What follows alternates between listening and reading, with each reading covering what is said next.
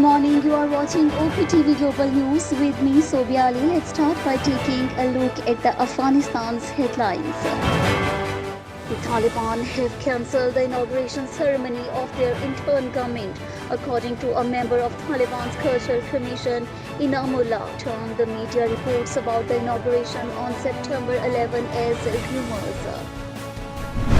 The Taliban have executed the brother of Amrullah Saleh, the former Afghan vice president. His nephew said, according to reports, Rahullah Saleh was killed during fighting in Panjshir. ISIS commander Farooq Bangladeshi was allegedly killed in a clash with Afghan Taliban in the Najm-e-Roz district of Afghanistan.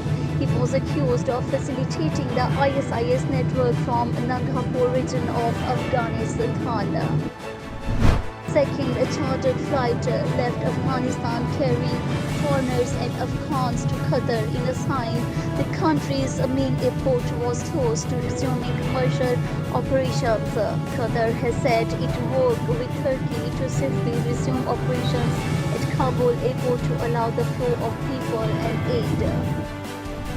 The UN has commended the Taliban for what its increasingly violent response to the protest in Afghanistan. The Taliban's fighters killed 4 people during recent protest, the UN said.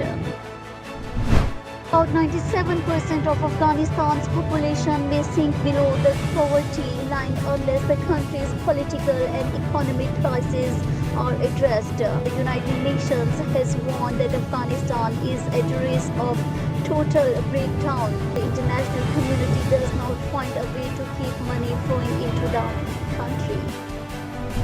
Police in Manchester, the city of England, have arrested an Afghan Special Forces commando at a hotel.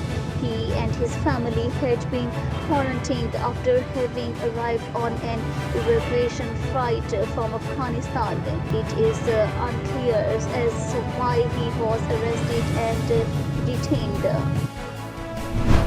Taliban comment does not reflect what the international community and the United States hopes to see, U.S. Department spokesperson Ned Pike said. Ned Pike also said that Pakistan shared concern of the international community on Afghanistan and wanted to protect the kids of the last 20 years.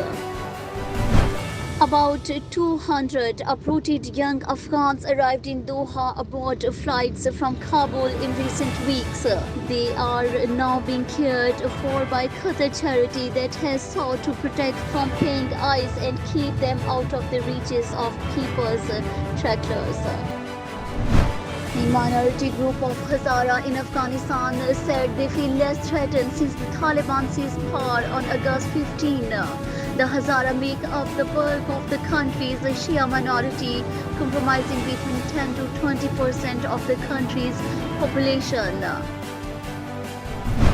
Prime Minister of Pakistan Imran Khan has said that the changed reality in Afghanistan required a change in the world's community outlook as well during a meeting with Spanish Foreign Minister José Manuel Ebrard Bueno. The Prime Minister stated that urgent measures are required to address the humanitarian needs and economic stability in Afghanistan. Russia would not take part in any way in the Taliban's government's inauguration ceremony in Afghanistan.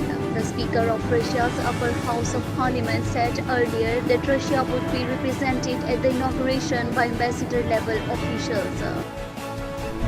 Afghan cricket authorities have appealed with other national teams not to avoid them over the impression given by Taliban that they might ban women's cricket in the new regime. The pledge come after cricket Australia said it would scrap a test match against Afghanistan's men team. The Taliban did not allow women to play the sport.